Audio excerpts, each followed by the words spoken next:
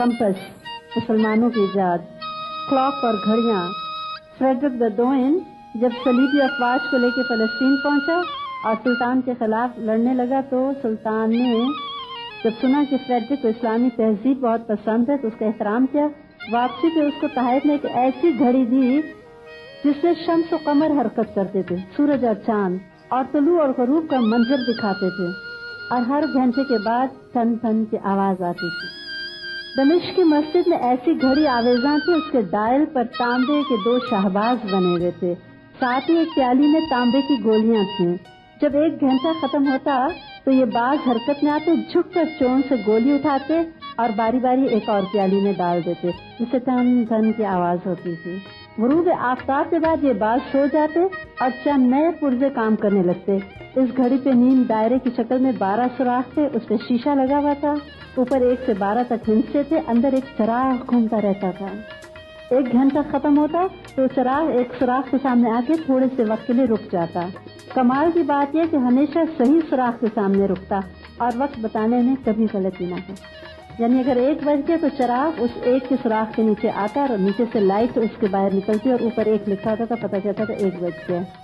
Sicily में मुसलमानों ने एक चश्मे पर ऐसा घड़ियाल बनाया जो सिर्फ नमाज के औकात पे बजता था और उसकी आवाज कई मील तक सुनाई दी जाती। ये थे हमारे मुस्लिम हीरोज।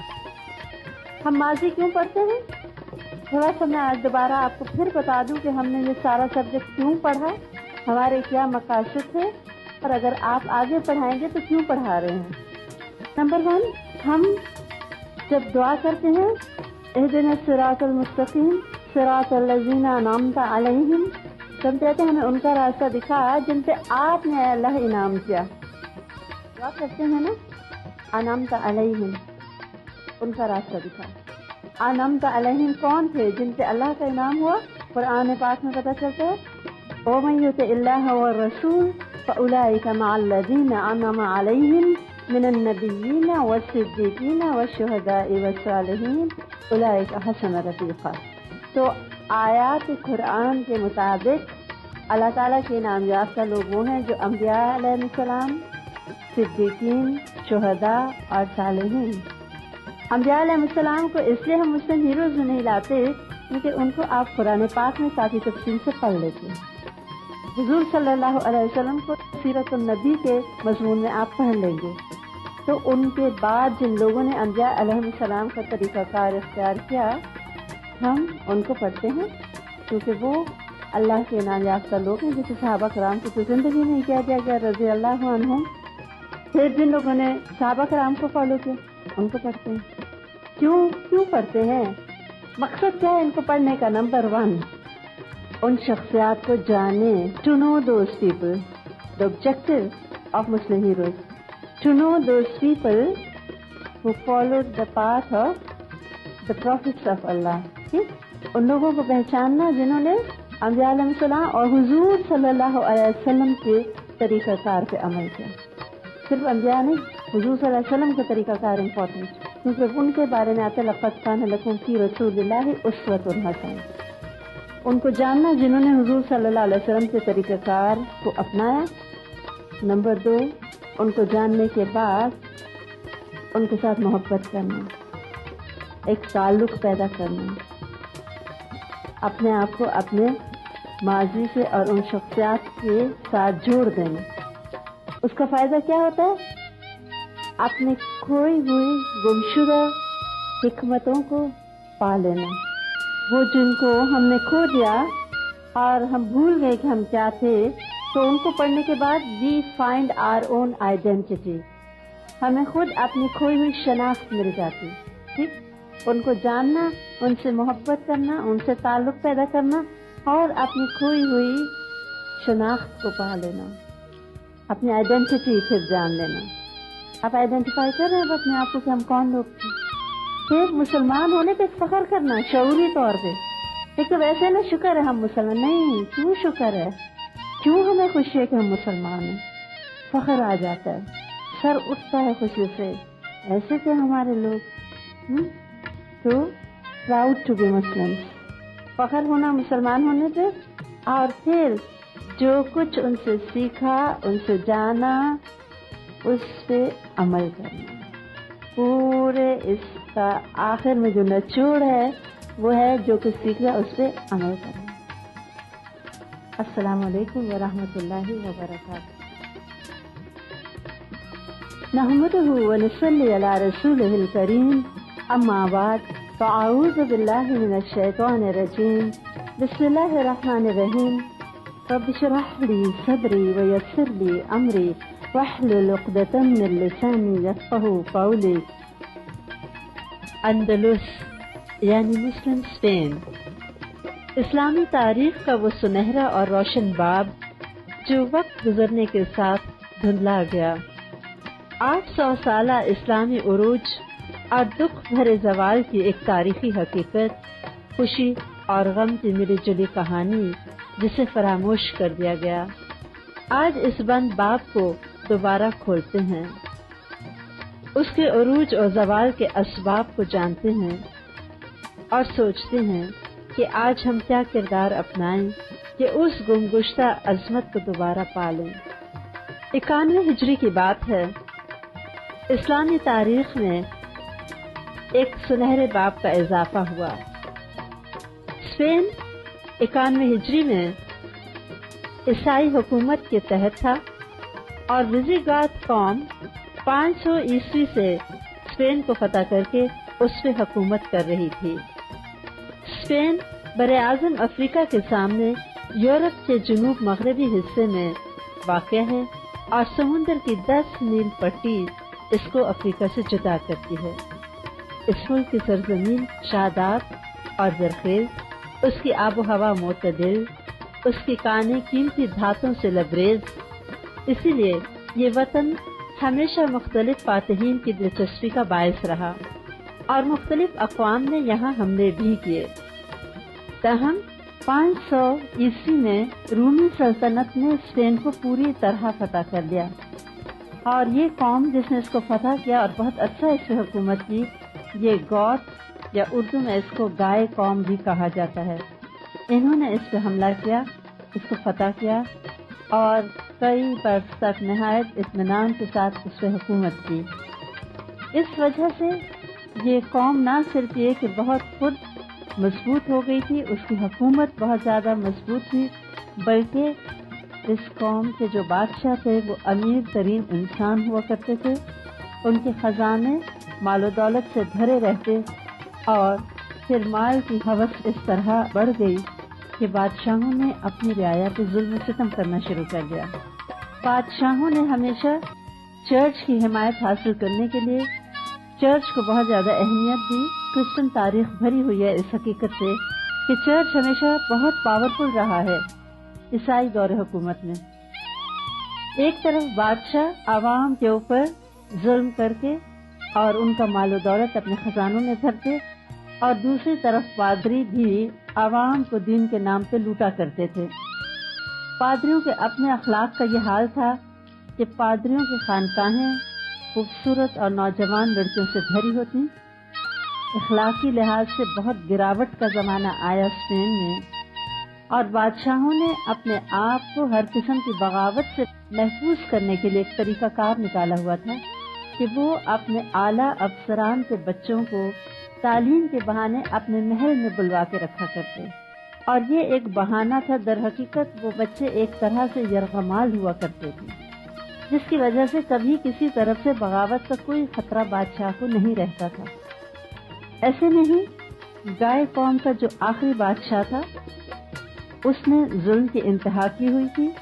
رعایا اس سے شدید نفرت کرتی تھی، لیکن بادشاہوں کے خلاف آواز بلند کرنے کی نہ رعایا میں ہمت تھی اور نہ ہی ان کے امراء میں.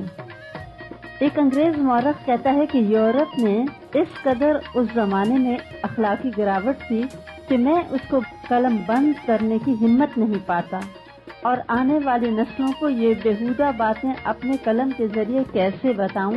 بس اتنا اندازہ لگا لیجئے کہ فرانس کے ایک حصے میں انسانی گوشت کی دکانیں تھیں. اسپین کا جو آخری بادشاہ تھا روڈرک، وہ نہ صرف یہ کہ اب امراء کے بچوں اور بیٹیوں کو اپنے محل میں رکھا کرتا، تعلیم اور شاہی عادات سکھاتا बल्कि उसकी निगाह खराब हुई और उसने अपने ही एक बहुत बड़े अफसर की बेटी काउंट जूलियन की बेटी को रेप कर लिया, यानी बेआबरू किया उसकी बेटी को।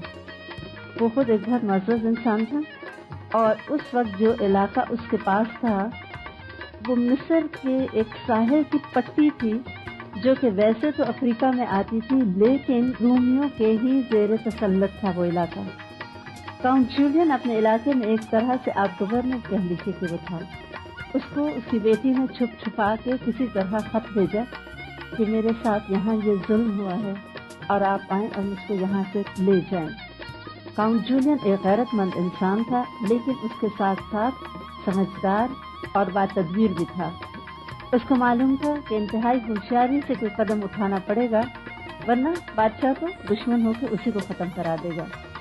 लिहाजा वो बादशाह के महल में बहुत तहाइफ लेके गया और जाहिर ये किया कि उसकी बीवी बहुत बीमार है और कहा कि वो अपनी बेटी को बहुत याद कर रही है, आप मेहरबानी कीजिए कुछ दिनों के लिए उसको भेज दीजिए कि अपनी वालदा को मिल आए। बादशाह के गुमान में भी ये बात ना थी कि उस तक ये बात पहुंच गई होगी और ना ही काउंट ने जाहिर किया उसी तरह अदब आदाब और बादशाह के साथ मोहब्बत भरा सलूक उसने इस तरह जाहिर किया कि बादशाह ने उसकी बेटी को रवाना कर दिया। जब एक दफा वो बेटी को अपने घर ले आया अब उसने बदला लेने की कसम खा ली। ये जमाना 91 हिजरी का है जबकि उमवी दौर हुकूमत था। वलीद बिन अब्दुल मलिक उस वक्त खलीफा थे। खलीफा खुद तो बगदाद में रहा करता था लेकिन आप जानते हैं कि अफ्रीका एक अजीम मुमलिकत का एक सूबा हुआ करता था और इस सूबे के गवर्नर मूसा बिन नुसैर थे। काउंट जूलियन मूसा बिन नुसैर के पास पहुंचा। अपने गम की कहानी तो ना सुनाई लेकिन ये जरूर कहा कि आप लोग बहुत आदिल और अच्छे किस्म के लोग हैं और स्पेन के लोग अपने बादशाह से सख्त तंग हैं, बहुत दुखी हैं, बेहद परेशान हैं और जो हकायक उसने बताए वो सब सच्चाई पे मबनी थे। और ये भी कहा कि वो मुल्क इस वक्त पता करना बहुत आसान है, बहुत ज्यादा वहाँ पे खजाने हैं, मालो दौलत है, यूं समझिए कि दूध और शहद की नहरें बहती हैं।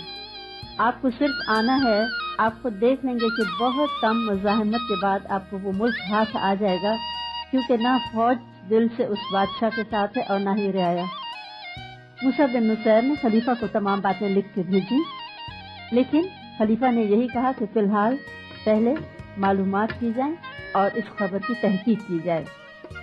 तरीफ नामी एक इंतहाई बाएतमाद सिपहसालार को मूसा बिन नुसैर ने 500 लोगों का दस्ता देके रवाना किया कि वो स्पेन की तरफ जाएं और इन तमाम हालात की तहकीक करके आएं। बहुत जल्द तरीफ वापस पहुंचे और उन्होंने बताया कि तमाम बातें हर्फ बहर्फ दुरुस्त हैं और उसके साथ ही तरीफ को भी वहाँ से काफी मालो दौलत जो मामूली सी झड़प हुई थी उसमें हाथ आया। इस तरह एक दूसरी मुहिम का आगाज हुआ।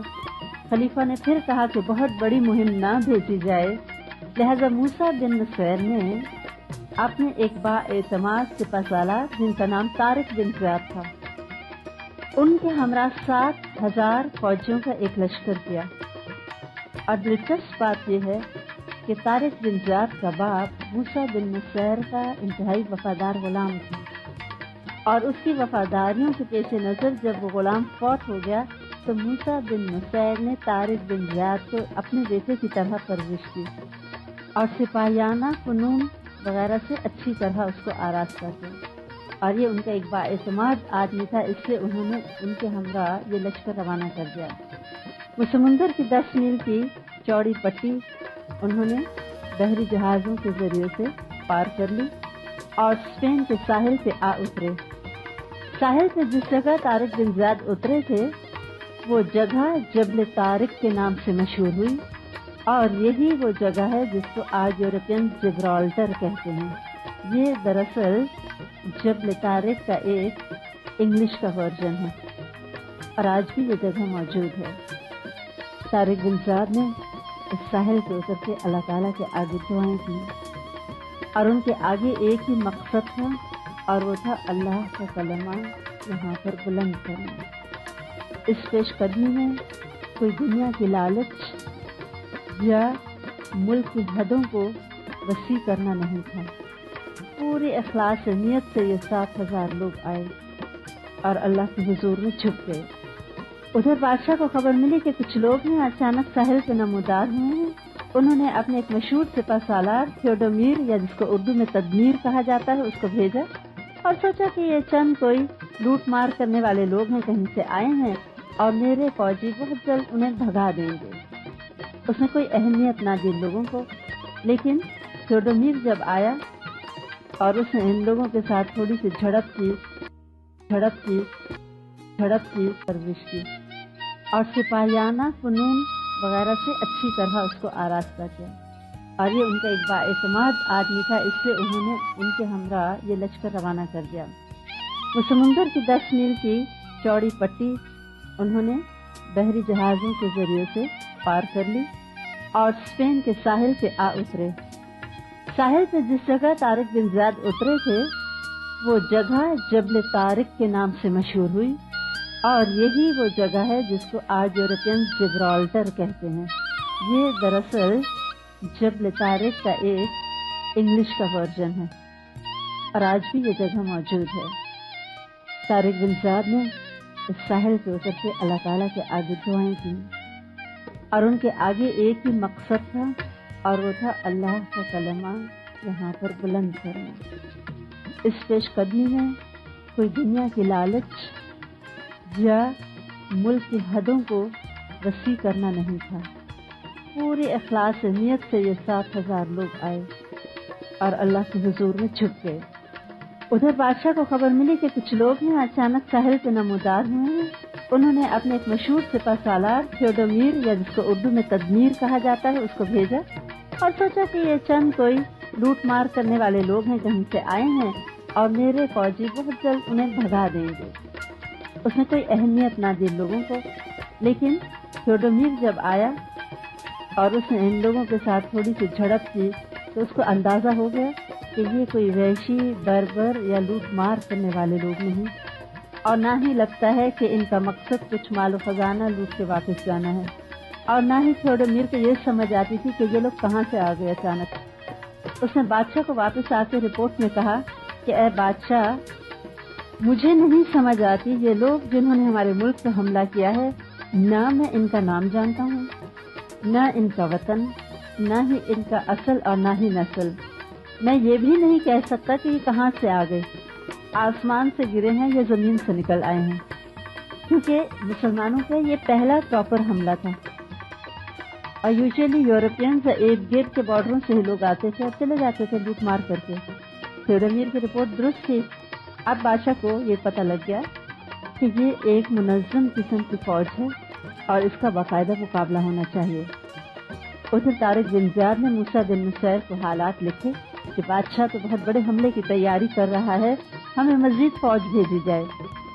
5,000 फौजी मजीद मूसा बिन नुसैर ने भेज दिए और उधर स्पेन के बादशाह ने 1,00,000 का लश्कर तैयार किया, पूरी तरह से असलहे से अपने फौजियों को लैस किया और खुद पूरी शान और शौकत के साथ मैदान जंग की तरफ रवाना हुआ।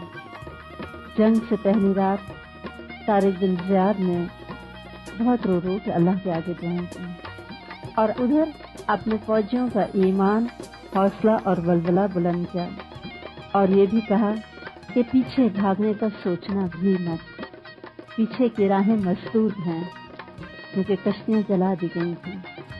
और यही कहा था कि आगे बढ़ो, लड़के मर जाओगे तो शहादत तुम्हारा नसीब है और अगर फतह पा ली तो गाजी कहलाओगे। इसलिए अपनी जान से बेपरवाह होकर वो चाहते थे कि हर कोई लड़े और मकसद बुलंद। उधर जब वो बादशाह मैदान जंग में उतरा, 1,00,000 फौजियों के हमरा वो कई हजार जानवर फालतू अपने साथ लाया कि इन तमाम मुसलमानों को बाद में कैद करके ले जाने में सहूलत रहेगी। और खुद हाथी दांत की बनी हुई बग्घी पे वो सवार था। उसके सारी बग्घी पे चांदी का काम हुआ था और सर पे सोने का ताज था। जो उसने अपना शाही लिबास पहना हुआ था वो जवाहरात से इस तरह मुरस्सा था कि देखने वालों की आंखें खीरा हो रही थीं।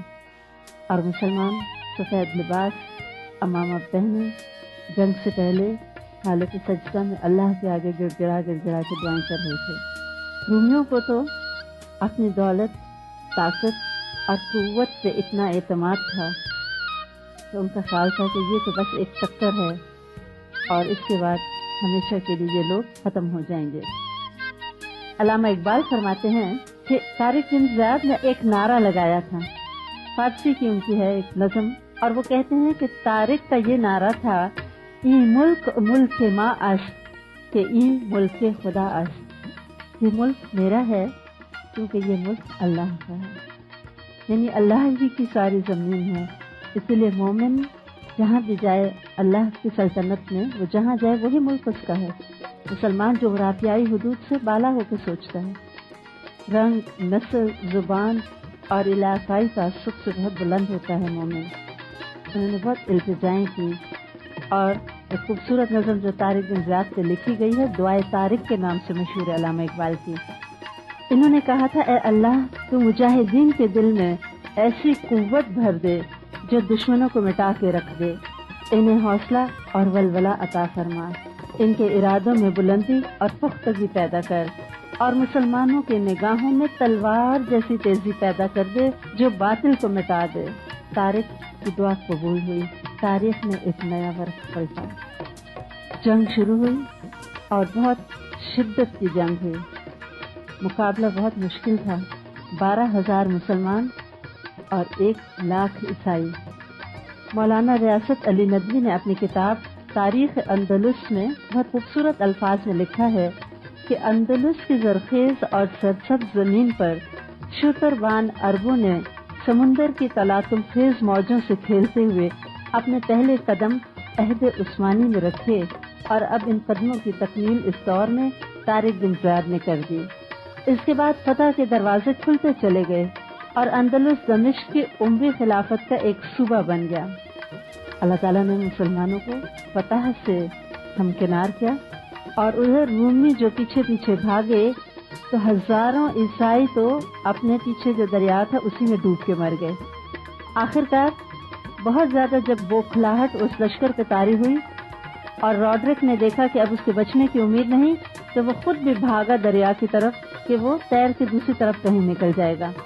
اگلے دن اس کے مرصع جوتے اور اس کا وفادار گھوڑا جب دریا کے کنارے ملا تو رومی تو یہی سمجھتے رہے کہ وہ بادشاہ کہیں بچ کے پہنچ گیا ہے اور وہ واپس آئے گا، ان مسلمانوں کو مزہ چکھا دے گا، لیکن مسلمانوں کو یقین کامل تھا کہ وہ ڈوب چکا ہے، اور حقیقتاً ایسا ہی ہوا، وہ ڈوب چکا تھا۔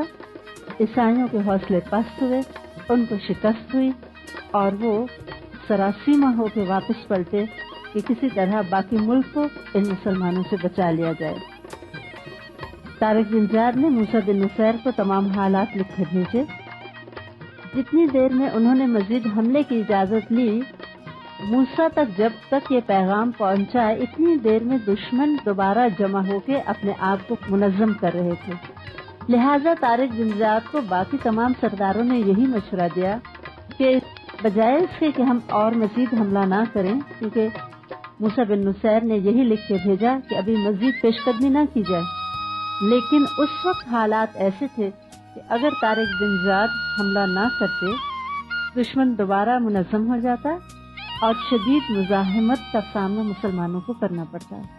حالات کے پیش نظر انہوں نے اپنے امیر کی اطاعت نہ کرنے کا فیصلہ کر لیا، جو کہ ایک بہت مشکل فیصلہ تھا، لیکن تاریخ نے ثابت کیا کہ ان لوگوں کا فیصلہ درست تھا۔ یہ لوگ آگے بڑھے اور انہوں نے قرطبہ کے شہر پر حملہ کر دیا، جس کو انگلش میں کارڈووا بھی کہا جاتا ہے۔ قرطبہ پہ جب حملہ کیا تو ان لوگوں نے اپنی حفاظت کا بخوبی انتظام کر رکھا تھا اور انہوں نے شہر کے دروازے بند کر دیے۔ مسلمانوں نے محاصرہ جاری رکھا اور فتح کرنے کی کوئی صورت نظر نہیں آ رہی تھی بظاہر، لیکن جن کی نیت خالص ہو اور جن کے حوصلے بلند ہوں، اللہ تعالیٰ کی مدد آتی ہے۔ طارق بن زیاد کے ساتھ ان کے نائب مغیث الرومی بھی تھے، اور وہ 700 سواروں کے ساتھ اس شہر کے ارد گرد مقرر تھے تاکہ وہ جیسے موقع ملے حملہ کر دیں۔ اچانک مغیث کا ایک چرواہا ملا اور چرواہے سے انہوں نے بالآخر یہ بات اگلوا لی کہ اس شہر کا سب سے نازک ترین دیوار کے اندر کون سا حصہ ہے جہاں سے کسی طرح سے اندر داخل ہو کے حملہ کیا جا سکتا ہے۔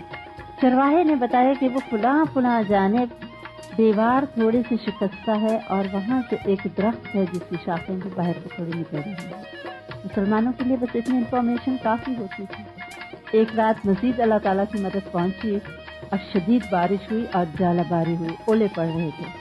اولوں کی وجہ سے اتنا شور تھا کہ جب مسلمانوں نے تیزی سے پیش قدمی کی تو شہر بند لوگوں کو کچھ پتہ نہ چلا کہ مسلمان بالکل دیوار پہ پہنچ گئے ہیں۔ ایسے میں چند بہادر مسلمانوں نے بڑی مشکل سے دیوار پہ چڑھ کے اور وہ جو شکستہ سا حصہ تھا اس کے اندر سے ہوتے ہوتے اوپر پہنچے، اوپر سے اپنی پگڑیوں کو باندھ کے نیچے لٹکایا اور چند نوجوانوں کو اوپر کو کھینچ لیا۔ اب یہ ایک چھوٹا سا دستہ بن گیا تھا۔ اتنے میں اندر جو پہرے دار تھا اس نے بھی سوچا کہ اتنی طوفانی رات اور ایسی ژالہ باری ہے، کیا فکر کی بات ہے، لہذا وہ بھی بے غم ہو کے چابی لٹکا کے ایک کمرے میں چلا گیا طوفان سے بچنے کے لیے۔ مسلمانوں کو تو پرواہ ہی نہیں ہوتی تھی، نہ سردی کی، نہ طوفان کی، نہ رات کے لیے مشکل، نہ ان کے لیے دن میں کوئی مشکل۔ وہ اترے اور انہوں نے جا کے شہر کا دروازہ کھول دیا اور مسلمانوں کا لشکر اندر آ گیا۔ گھوڑوں کی ٹاپوں کی بھی آوازیں شہر والوں کو پتہ نہ چلی۔ جب صبح ہوئی اور وہ جاگے تو مسلمان ان کا دروازہ کھولنے سے پہلے ہی ان کے شہر کے اندر داخل ہو چکے۔ ایسے میں یہ شہر بغیر کسی جنگ کے فتح ہو گیا۔ لیکن حاکم قرطبہ ایک چرچ جس کا نام سینٹ جارج تھا، اس چرچ میں جا کے پناہ گزین ہوا، اور یہ چرچ بذات خود ایک مضبوط قلعہ تھا۔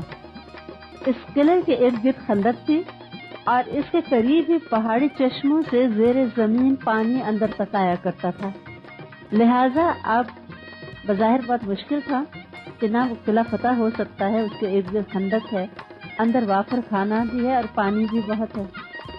ایسے میں پھر ایک عیسائی نے مخبری کی اور مسلمانوں کو بتایا کہ اس قلعے میں زیر زمین چشموں کے ذریعے پانی جاتا ہے، اگر آپ ان چشموں کے پانی کے راستوں کو بند کر دیں تو خود ہی جب پانی ختم ہوگا تو مجبور ہو کے باہر نکل آئیں گے۔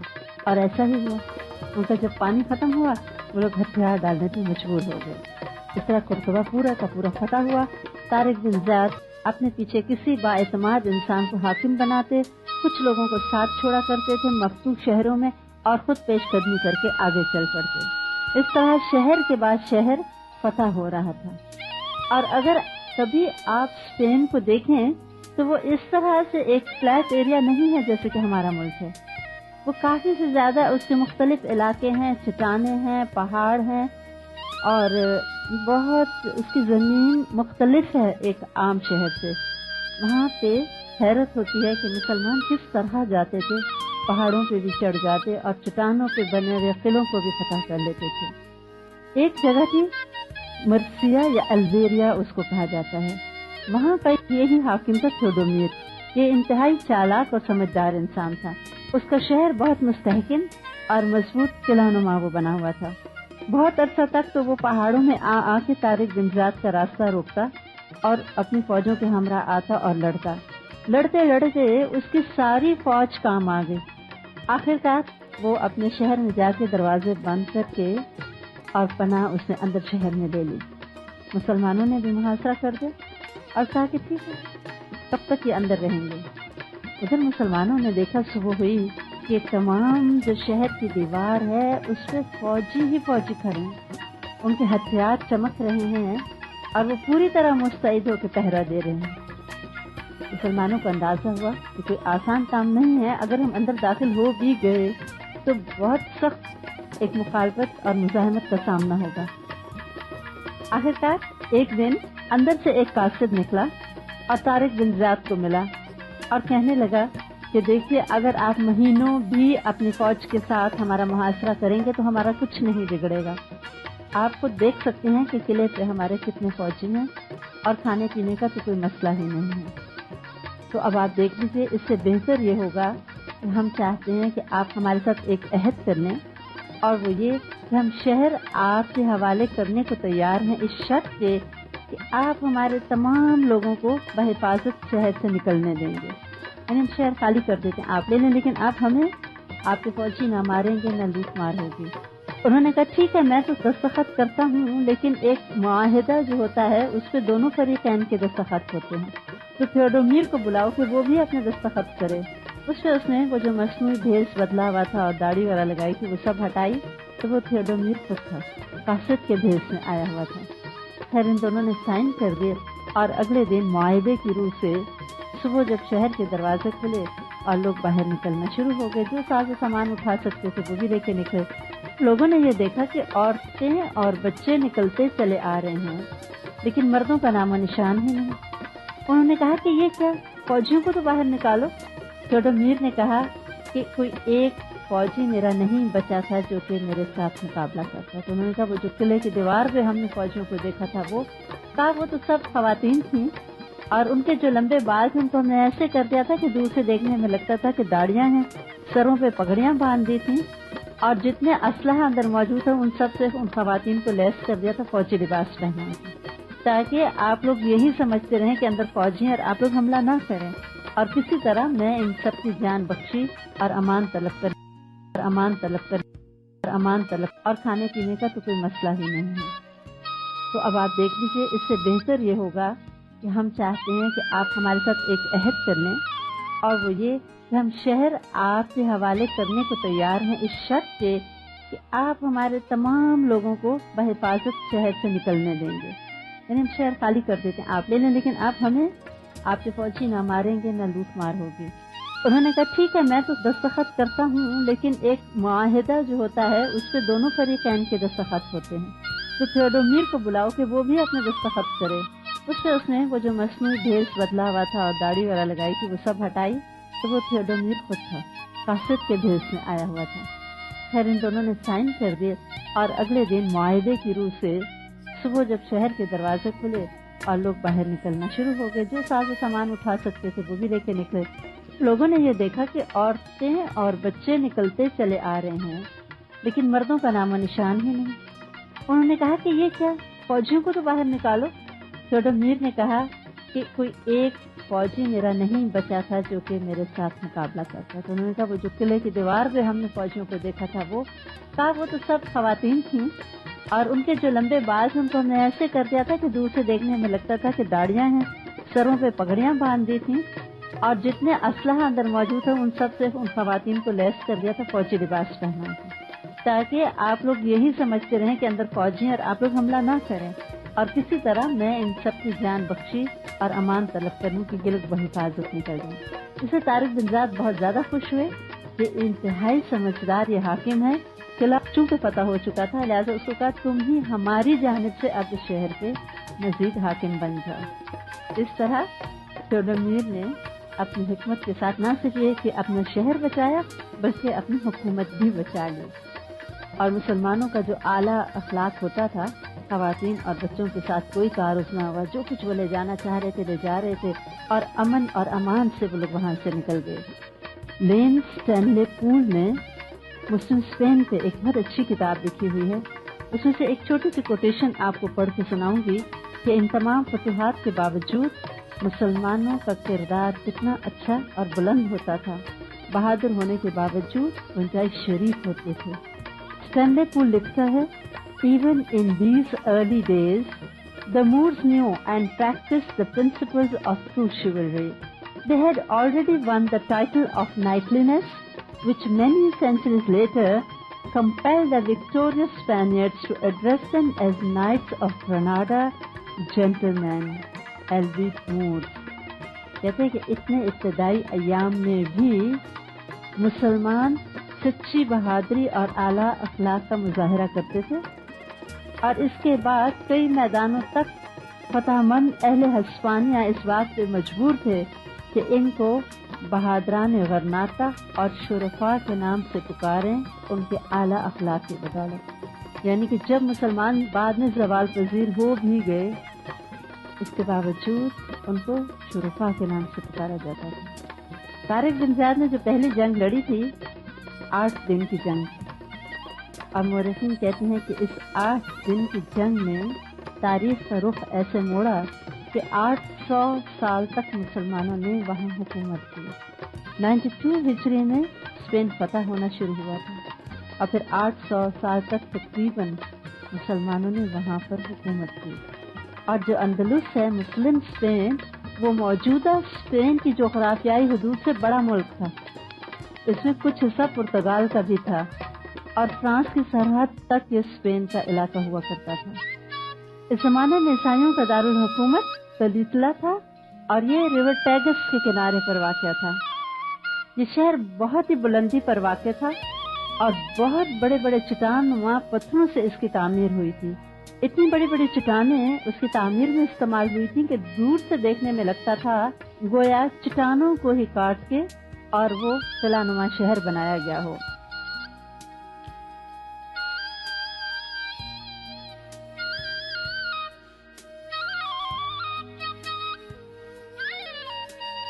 اتنی بڑی بڑی چٹانیں اس کی تعمیر میں استعمال ہوئی تھیں کہ دور سے دیکھنے میں لگتا تھا گویا چٹانوں کو ہی کاٹ کے اور وہ قلعہ نما شہر بنایا گیا ہو۔ ان تمام قدرتی اور صنعتی تدابیر کے باوجود عیسائیوں کے دل پہ مسلمانوں کا اس قدر رعب طاری ہوا کہ طارق کی آمد کو سنتے ہی وہ پہاڑوں پہ بھاگ گئے، اور جو ان کی اپنی محافظ فوج تھی انہوں نے اپنے ہی لوگوں کو لوٹنا شروع کر دیا۔ ادھر اہل کلیسا جو تھے چرچ والے، وہ اپنے چرچ سے قیمتی خزانے اور اشیاء لے کے بھاگنے لگے۔ پادری اپنے تبرکات سنبھال کے نکل رہے تھے اور لوگوں کو کہتے تھے کہ لوگوں تم لوگ ان کفار کے ساتھ لڑ کے شہادت پا لو، ہم تو جا رہے ہیں مال و دولت بھی لے کے، اور بیچاری عام عوام کو کیا کہتے، یہ جو آئے ہیں یہ کافر ہیں اور تم لوگ ان سے لڑو اور شہادت پا لو۔ جب وہ لوگ بھاگنا شروع ہوئے تو رعایا کی ہمت تو خود بخود ٹوٹ گئی۔ جب قیادت نہ رہے اور قیادت کے دل میں خیانت آ جائے تو وہ قوم بھلا کیسے فلاح یاب ہو سکتی ہے۔ مسلمانوں نے ان مفرورین کو بھاگنے دیا، چلو بھاگنے دیں کو، جو کچھ سونے چاندی جو کہ ان لوگوں کی نظر میں قیمتی تھا مسلمانوں کو تو پرواہ نہیں ہوتی تھی، چلے جانے دو۔ البتہ کچھ جو چرچ کے لوگ بھاگ رہے تھے ایک بہت ہی قیمتی میز کو اٹھا کے بھاگ رہے تھے، ان کو مسلمان سپاہیوں نے پکڑ لیا کہ یہ کیا لے کے جا رہے تم لوگ۔ ان کو پکڑا اور اپنے سپہ سالار کے آگے ان کو پیش کیا۔ انہوں نے پوچھا کہ یہ کیسی میز ہے، کیونکہ وہ بہت ہی کچھ خاص قسم کی میز تھی جو ساری کی ساری سالڈ سونے کی بنی ہوئی تھی اور اس کے اوپر ان کٹ ڈائمنڈ کی زنجیریں بنی ہوئی تھی، یعنی جو چینز لڑیاں جیسی بنی تھی، نیچے جھاڑیاں جیسی، ان میں ہیرے اور جواہرات لگے ہوئے تھے، اور چاروں پائے اس میز کے اوپر سے نیچے تک زمرد کے ساتھ اس طرح وہ جڑے ہوئے تھے کہ نیچے سے کچھ بھی نہیں نظر آتا تھا کہ پائے کس چیز کے بنے ہوئے، اور اس کے ساتھ زبرجد کی جھاڑیاں اور بے شمار ہر قسم کے جنہیں آپ جیمز کہتے ہیں، ریئل سٹونز وہ لگے ہوئے تھے۔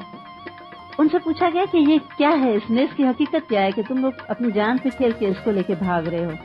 انہوں نے کہا کہ ہمارے ہاں یہ بلیف ہے کہ سلیمان علیہ السلام کا جو عبادت خانہ تھا وہاں کی یہ ٹیبل ہے، میز ہے، اور اس کے اوپر ہماری مقدس کتاب رکھی جاتی تھی۔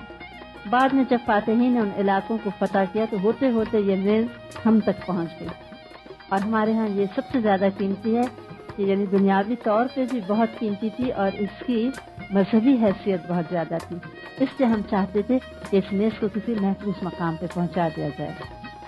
اس کے ساتھ ساتھ بہت سا مال و خزانہ مسلمانوں کے ہاتھ آیا۔ 24 قیمتی ترین تاج گائے قوم کے وہ بھی مسلمانوں کو ملے، کیونکہ ہر گائے بادشاہ اپنے لیے نیا تاج بنایا کرتا تھا اور پچھلے بادشاہ کا تاج جو تھا وہ خزانے میں رکھ دیا جاتا تھا، اور یہ تاج کوئی معمولی نہیں ہوتے تھے، اس کے ساتھ قیمتی سامان، اسلحہ وغیرہ بھی مسلمانوں کو ملا۔ آخرکار طارق بن زیاد ہوتے ہوتے آگے بڑھتے بڑھتے کافی حد تک اسپین میں اندر تک چلے گئے۔ مصعب بن نصیر کو یہ پتہ چل چکا تھا کہ طارق بن زیاد نے حکم نہیں مانا اور وہ آگے سے آگے بڑھتے چلے جا رہے ہیں۔ بہرحال وہ ایک فوج کا حصہ لے کے اپنے ہمراہ اسپین کے دوسری جانب سے اسپین میں داخل ہوئے، اور تلیتلا یا جسے انگلش میں ٹولیڈو کہا جاتا ہے، یہ وہ شہر ہے جہاں پہ یہ دونوں مشہور جرنیل آپ ملے۔ مصعب بن نصیر بھی راستے میں مختلف علاقوں کو فتح کرتے کرتے آ رہے تھے۔ यहाँ पे जब दोनों का आमना सामना हुआ तो ये लोग अश्विलिया के मकाम पे पहुंचे। अश्विलिया इंतहाई खूबसूरत शहर था और 1 माह के मुकाबले के बाद मुसलमानों के हाथ में आया। उधर तारिक बिन ज़ियाद से मूसा बिन नुसैर काफी नाराज थे।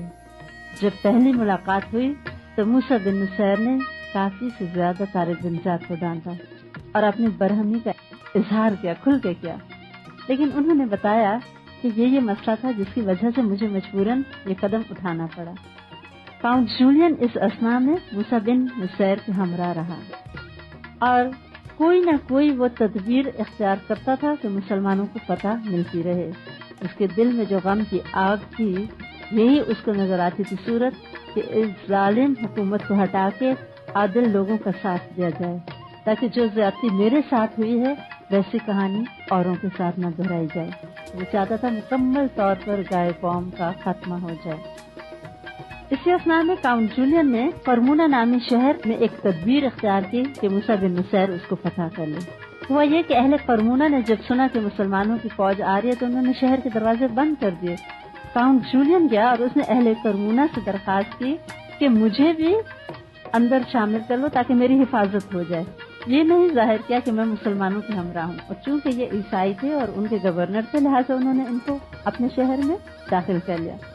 काउंट जूलियन ने रात को खामोशी से शहर का दरवाजा खोल दिया और मूसा बिन नुसैर बगैर जंग किए इस शहर पे काबिज हो गए। अश्विलिया और दीगर शहर फतह हो रहे थे और मुसलमानों की हुकूमत वसी हो रही थी। साथ साथ मुसलमान जहाँ जहाँ अपने लोगों को छोड़ते थे, वो लोग दीन की तालीम से मफ्तू लोगों को आगाह करते और लोगों के दिलों में इस्लाम की मोहब्बत जगाते, उनके दिलों को दीन की तरफ मायल करते। और यही वजह है कि वो इलाका जो कि 100% ईसाई थे, वहाँ पे उधर अब इस्लाम दाखिल होना शुरू हुआ। अब बहुत इंटरेस्टिंग वाकयात हैं कि किस तरह मुख्तलिफ शहर फतह हुए, लेकिन ये तो एक बहुत लंबी कहानी है। मैंने तो चंद वाकयात सिर्फ आपको सुनाए हैं ताकि अंदाजा हो कि ये लोग किस तरह बातदबीर भी होते थे, रातों को दुआएं और इबादत करते थे, दिन को सिपाहियों की तरह मुजाहिद बन के लड़ते थे। इसलिए अल्लाह ताला की मदद उनके साथ ही साथ थी। मिस्टर स्पॉट कहते हैं कि मूसा बिन नुसैर ने तारिक को चंद नसीहतें की थी जंग के मामले में कि जिनके पास असला हो उनसे तारुज न करना, लूट मार न करना, और ये भी साफ साफ बता दिया था कि अगर किसी ने बात न मानी और कोई जुर्म किया तो उसको सजाए मौत दे दी जाएगी। राया के मजहबी एहसासात के एहतराम की भी ताकीद की गई, क्योंकि ये ही सब जंगी अखलाक हैं जो आप सल्लल्लाहु अलैहि वसल्लम के सिखाए हुए थे। और जब तक मुसलमानों ने उन तमाम बातों पर अमल किया जो आप सल्लल्लाहु अलैहि वसल्लम की सिखाई हुई बातें हैं, तो मुसलमानों को अल्लाह ताला ने हर मैदान में मदद दी। मूसा बिन नुसैर का अब एक ख्वाब था, और वो ये था कि फ्रांस के पहाड़ों के पार उतर के सारे यूरोप में इस्लाम फैल गया। मुसलमान बढ़ रहे थे, कलीसाओं की जगह जगह जगह अब मस्जिदें बनने लगी, तकबीरात की गूंज थी जो एक के बाद एक शहर में लहरों की तरह जा रही थी। मुसलमानों के कदम आगे ही आगे बढ़ रहे थे। मगरिब की वादियों में गूंजी अज़ा हमारी, थमता न था किसी से सैले रवां हमारा। दूर दूर तक अल्लाह का नाम बुलंद हो रहा था। ऐसे में अमीरुल मोमिनीन वलीद बिन अब्दुल मलिक ने मूसा बिन नुसैर को मजीद आगे पेशकदमी करने से रोका और दरबार में हाजिर होने का हुक्म दिया, क्योंकि खलीफा के लिए जरूरी होता था कि वो अपने जर्नैलों के साथ राब्ता रखें। कम्युनिकेशन का एक तरीका कासिद थे, और दूसरा अब चूंकि बहुत एक बड़ा इलाका फतह हो रहा था, मुसलमान एक नए बर आज़म में दाखिल हो चुके थे, और खलीफा को यही फिक्र रहती थी कि मुझे फर्स्ट हैंड इंफॉर्मेशन मिले कि क्या हो रहा है, क्या हालात हैं, मुसलमानों को कोई खतरा तो नहीं, क्योंकि उनको इस चीज से दिलचस्पी नहीं होती थी कि हमारी मुमलिकत वसी होती रहे। उनको अपने फौजियों से और रियायत से भी मोहब्बत होती थी। तो उन्होंने मूसा बिन नुसैर को कहा कि तुम आओ और आके मुझको मिलो। मूसा बिन नुसैर ने अपने बेटे अब्दुल अजीज के हवाले मिस्र की हुकूमत की और खुद माल गनीमत, कैदी, गुलाम कनीज़ा लेके बगदाद की जानिब खलीफा की खिदमत में हाजिर होने पहुंच गए। अभी कुछ ही दूर थे दारुल खिलाफा से कि पता चला कि अमीरुल मोमिनीन बहुत बीमार हैं اور شاید اب ان کے بچنے کی بھی امید نہیں۔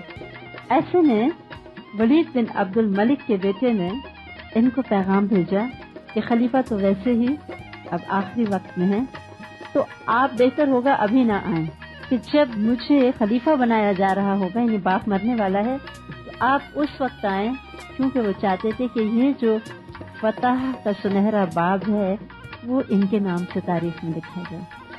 لیکن موسیٰ بن نصیر کی وفاداریاں ابھی خلیفہ وقت کے ساتھ تھیں۔ انہوں نے ولی عہد کی بات نہ مانی اور وہ شہر میں داخل ہو گئے۔ کہا جاتا ہے قطار در قطار اونٹوں پر اسلحہ اور جواہرات، کپڑے، سونے، چاندی کے ڈھیر لگے ہوئے تھے۔ 30,000 کنیزیں اور 1,00,000 غلام ساتھ لیے ہوئے موسیٰ بن نصیر شام کی سرحد پار کر گئے۔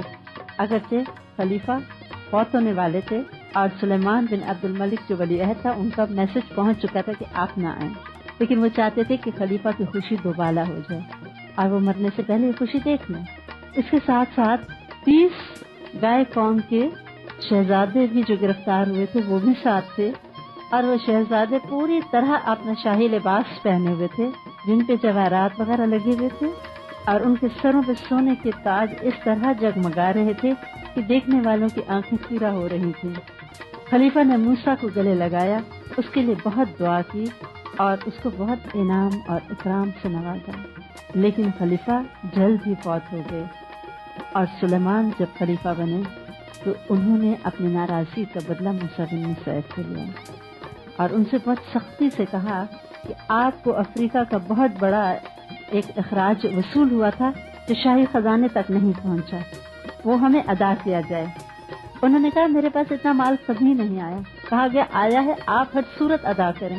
انہوں نے اپنی ساری جائیدادیں اور جتنا بھی ان کے پاس اپنا ذاتی مال تھا وہ سب بھی جمع کیا، لیکن وہ رقم پوری نہ ہو سکی۔